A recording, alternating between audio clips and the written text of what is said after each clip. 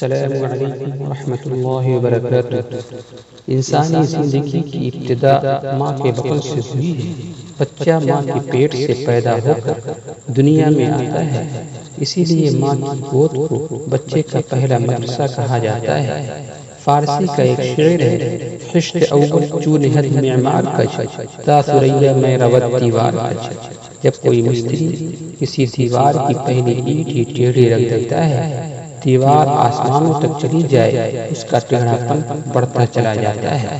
بالکل اسی طرح اگر کسی ماں کی اپنی زندگی میں دینداری نہیں اور وہ بچے کی پرورش کر رہی ہے تو بچے میں دین کی محبت کیسے پیدا کر پائے گی؟ اس لیے اس کی زندگی کی پہلی اینٹ کو ٹھیک کرنے کی ضرورت ہے۔ ماؤں کی گود کو دینی گود بنانے کی ضرورت ہے۔ آج بچیاں اپنی عمر کی وجہ سے ماں بن جاتی ہیں، لیکن دینی تعلیم نہ ہونے کی وجہ سے ان کو یہ پتہ نہیں ہوتا کہ کیا کرنا ہے۔ وہ ماں کے مقام سے واقف نہیں ہوتی، ماں کی ذمہ داریوں سے واقف نہیں ہوتی۔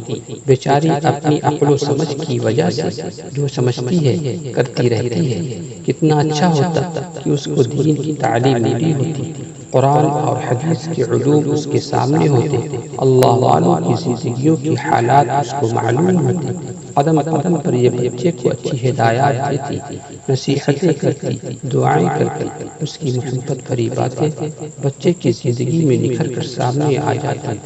اس لیے عورتوں کو دینی تعلیم دینا انتہائی ضروری ہے۔